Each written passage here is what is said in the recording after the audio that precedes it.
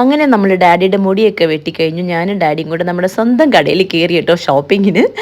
ഫ്രണ്ടിൽ തന്നെ ഈ സീസണിൽ റെഡ് ചെടി വെച്ചിട്ടുണ്ട്. ഇപ്പം നല്ല വെറൈറ്റി കളേഴ്സിലുള്ള ഒത്തിരി വൈനൊക്കെ കണ്ടു കേട്ടോ. പക്ഷെ അടുത്ത് നിന്ന് നോക്കുമ്പോൾ സ്പാർക്ലിംഗ് ആണ്, നോൺ ആൽക്കഹോളിക് ആട്ടോ. എന്നാലും നമ്മൾ 2 എടുത്തു ഡാഡിക്കൊരു സന്തോഷത്തിന്.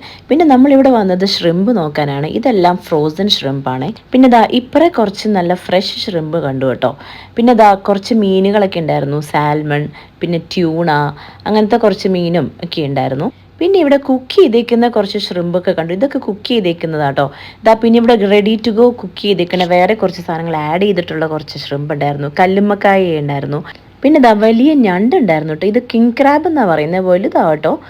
പിന്നെ ഡാഡിനെട്ടല്ലേ വന്നേ, അപ്പോൾ ഡാഡി ഇവിടെ ഒരു ബ്രേക്ക് എടുത്തു. ബിയറും വൈനൊക്കെ നല്ല സ്റ്റാക്ക് ചെയ്ത് വെച്ചിട്ടുണ്ടായിരുന്നു കേട്ടോ.